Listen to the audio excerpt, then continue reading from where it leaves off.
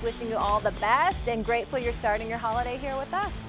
How we doing, guys? Is the collar staying up the whole time? Oh, you're and the staying chain? up. It's staying up. I'm just. This is just how I'm rolling today. The reason why is because it's a casual look, Bart Scott. It's a casual look, Molly Kimberley.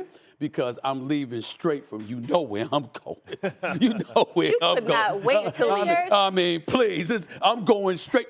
Calm and know what time. I'm going straight to the food. I'm going straight to the food. Ain't no stuff. Gas tank is full. I'm avoiding the tolls. I got the path. I'm bypassing the parade. I'm doing it all. I'm out. I'm out 12 o'clock, 12:01, I'm out the door. I'm out. Will I see you on the Cross Straight Island? to the Or will food. I haven't decided. I'm not going to let everybody know the route. They might clog it for me. We ain't doing all of that. The straight path to the food. Why get dressed up when all I'm going to do is go straight to the food, even though I must say it is pretty fly. Now listen, don't be spilling that yak on your $200 suit. That's true. $200. $200. Do we have a statute of limitations for how many times we can compliment ourselves or say how grateful we are for ourselves? Let me tell you something right now. I in? keep telling you, it don't matter how good I look, and I do look good. It is nothing compared to how you two lovely ladies y'all setting the look. standard. I know where my lane. I know my lane. Bart, that suit, I might have to get it. Bart, Might good to have to see get you. it. I'm balling on the budget. It's Thanks good for to see being you too, here Molly. today. Happy Kimberly, Thanksgiving. thank you for being here in studio today. We really appreciate you That's all. right. You All right, y'all we didn't got have some to good be here. games. We Let's didn't. get right into it. To the NFC East, where the 4-7 Commanders visit the 7-3 Cowboys, who are trying to keep pace with the 9-1 Eagles. Not all the Smiths are Cowboys haters, though. Here's Stephen A's nephew, Jace. Oh. What? Tell me, what's your favorite NFL team?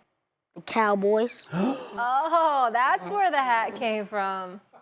I did not know Who's your that my favorite little player on the nephew was a Cowboys? Cowboy fan. Dak Prescott.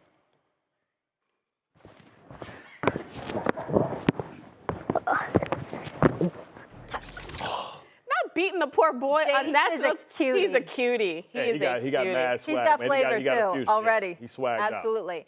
All right. With that being said, I didn't know y'all were going to show that video. Go ahead. Go ahead. Stephen A., is it important for Dallas to dominate Washington? I believe it is. I believe it is because I don't like what I've seen from the Commanders. I think they've been unraveling as the season has progressed. You've got players calling them out, getting tired. Who was it, Bart Scott, that said, I'm tired of all of this with the soundbite? I think it was Payne. Around Payne. I think it or was Allen, Taylor. yeah. Yeah. But they were just going off about how every week after week after week we come close and we're supposed to be progressing. We're supposed to be doing this year after year after year. They sick of this, right? Well, ever since then, all they've been doing is losing. All of a sudden, Eric Bieniemy ain't going to be a head coaching candidate, unfortunately, because he was going there to be a head coach in waiting. He wanted to prove that outside of Andy Reid, he would be able to propel this offense to new heights. And at the very beginning of the season, guys, y'all both know this better than me. He was doing it. And then all of a sudden, the Washington Commanders have nosedived. And so when we look at them right now, obviously they stink. We know they're not impressive. You got new ownership in Josh Harris and Irvin Magic Johnson. Magic Johnson was sitting there last week, Molly, Kimberley, BS. You know what he said. He was talking about, look, hey, this is what we're seeing. I can't believe we lost to the New York Giants. Here's what happened. I'm telling you as somebody who knows Irvin Magic Johnson very, very well. By the way, happy Thanksgiving to you and yours, Magic. Love y'all. Here's the deal. That man is telling you, we ain't going to have this going on next year. There's a new sheriff in town. His name is Josh Harris, the billionaire, and Magic Johnson is one of the minority owners that's in his ear constantly. I just saw Josh Harris at the Sixers-Celtics game because he owns the Philadelphia 76ers of the NBA. I just saw him over a week ago there in Philadelphia, 8 days ago to be exact. And, obviously he talking about how he talks to Magic Johnson all the time. Magic is making it a priority to highlight what he is seeing in the nation's capital. You're the Dallas Cowboys. You can't have the Washington Commanders coming in there and all of a sudden looking respectable. You got to bum rush them. You got to boat race them. You got to beat them down and treat them like the fair-weather stepchildren they are. That's what you got to do in Big D today. And I think the Dallas Cowboys are going to do it. Usually NFC East competition is stiff. I get it. But why should I believe in the Washington Commanders right now? They have stunk. Bart? Yeah, I mean, when you think about how imperative it is for Dallas to make sure that they get this win, it's because they're 7-3, but they have an outside chance to maybe get the overall title. Now, we understand that Philadelphia has the Bills today. That's not a layup, and we know that Philadelphia, their schedule gets a lot harder at the end. They face each other, so Dallas can take care of their own business. It's always great to be able to get that first round bye. The Lions are 8-2. They're going to get lean because they have probably the easiest schedule. But if they have any hiccups, if you're Dallas, you want to be there to take advantage of it. And it's important that you get lean and you play the right way, because whether it's fool's goal or not, you know what I'm saying, when you believe it, it can carry you through. It's all about momentum. And it doesn't matter that Dallas has played 4 homecoming games in a row.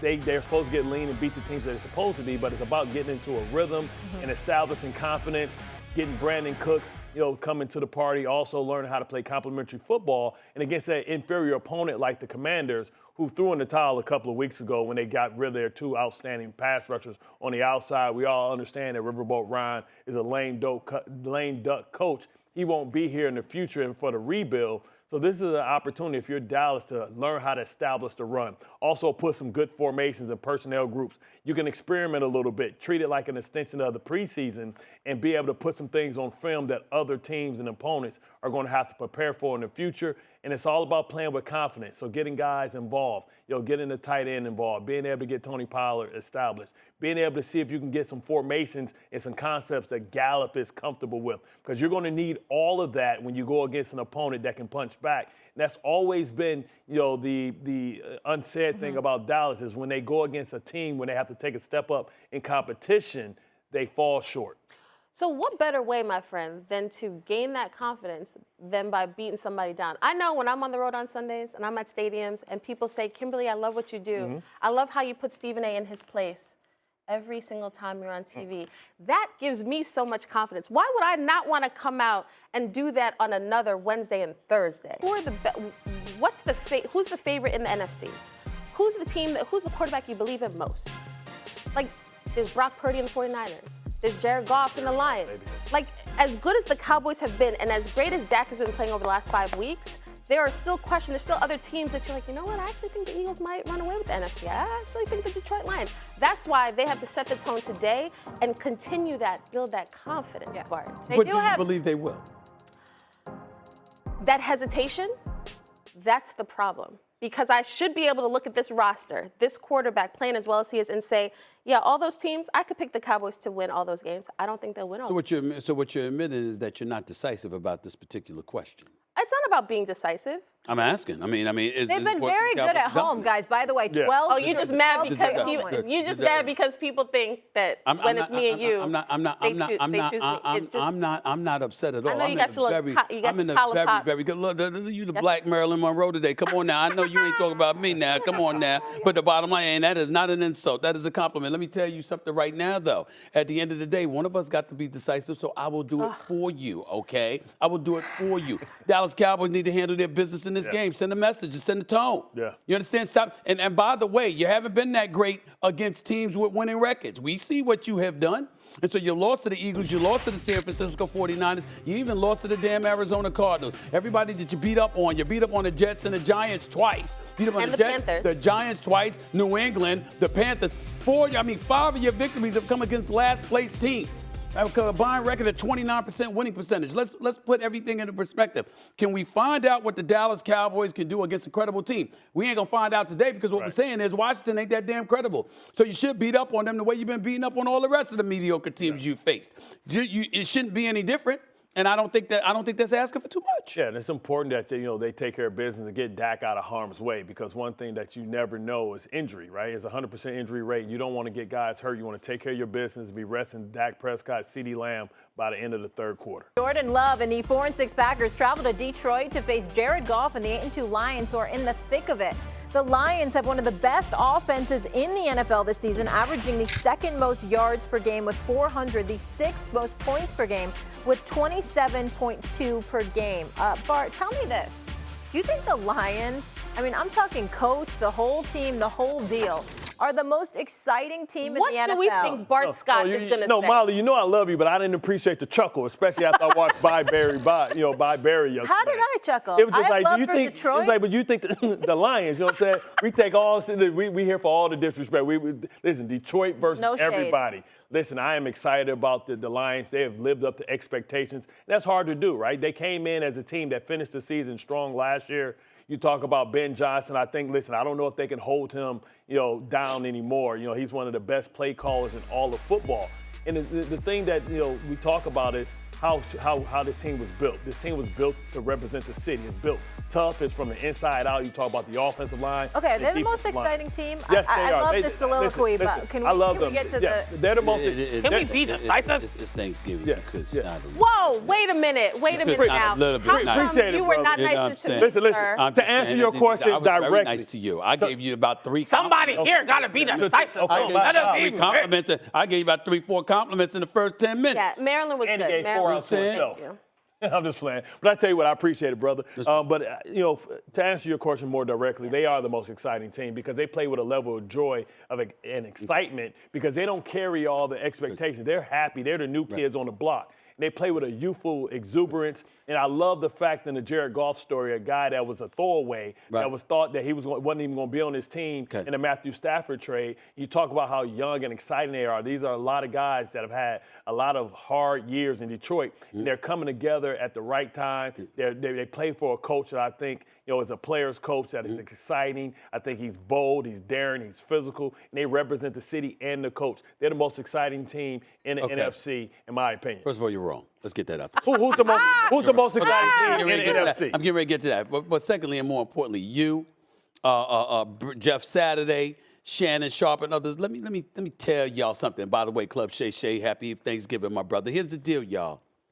The camera finds you. I'm sick and tired of you looking at that damn camera. You don't be looking at me when you're talking to me, boss guy. I mean, you looking at the camera. The camera finds you on first take, baby. You got to look at us. You understand what I'm saying? Honestly, the waves is making me dizzy. I'm just. You know better. You know what it is. That's a you know lot. the way is. Well, I am alive. I am alive. That's just the way it goes. But here's the point. Okay. You're wrong. You want me to tell you why you're wrong? Because even though the Detroit Lions have been incredibly impressive, and I give them a lot of props, let's take this one category. Tied for second in the NFL with 51 explosive plays of 20 or more yards, right? Tied with the Texans. Guess who's number one? Who's number one? It's the Miami Dolphins. That's the most exciting team in the National Football League right now because of that brother cheater. Tyreek Hill, when you put the ball in his hands, whether it's a 3-yard drop, it's 5 yards, it's the ball, it don't matter. When the ball is in his hands, the brother is a showstopper. I ain't bring up Jalen Waddle. You understand what I'm saying? Okay. Tua Tagovailoa throwing that football. It's something that we got to pay attention to. My son is on that team, okay? You got a whole bunch of cats that can ball, and Tyreek Hill sets the stage. Amon-Ra St. Brown, 50 NFL receiving yards. The brother can ball, Porter can ball. We get all of that. Jared Goff is really, really nice to see him have a pulse and provide some semblance of what we saw before he got to the Super Bowl against the New England Patriots a few years ago, before he was exiled out of the city of Angels, Los Angeles, okay? Bottom line is this, though. They ain't Miami. When you talk about excitement, I'm just talking about excitement. I'm not saying they would lose to Miami if they faced it, even though I think Miami could beat them. I'm saying pure excitement. There is no question the Miami Dolphins have to top the list with that offense led by not Tua, Tyreek Hill. You put the ball in this brother's hands, he is a show stopper. Okay. That, to me, puts them ahead of Detroit. Get Jamison Williamson just a couple more weeks to get his feet. Don't give me a couple more weeks to talk about right now. Couple more weeks, I might have hit a hair club for men. I might have an afro by then. I want to hear that. We talking about right now. Sir, you're not going to have an I want to see you with dread. You should get twist anyway. You know what? No, not twist. Secure the list. No, I'm not going to do that. I'm not going to do that. First of all, Bart, love you. You know, curly hair. You know how West Indian man, Okay, go ahead. Bart, you're wrong. Got that blue Steven, magic in you're there. You're definitely wrong. I'm definitely wrong? Because the answer, if we're being unbiased, Bartholomew, the answer is the Texans. The Texans. Pause.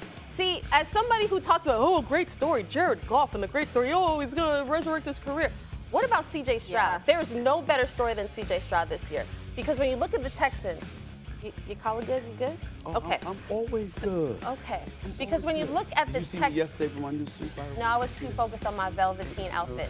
So when you look at the Texans, this is a team, Bart, I will look at you instead of the camera. This is a team that no one saw coming. Okay. Because people thought, Bryce Young, he's in the best spot. He's going to Carolina with the best coaches. And look down in Houston. You have a rookie quarterback who doesn't know he's a rookie. You got a rookie head coach who doesn't know, Steven?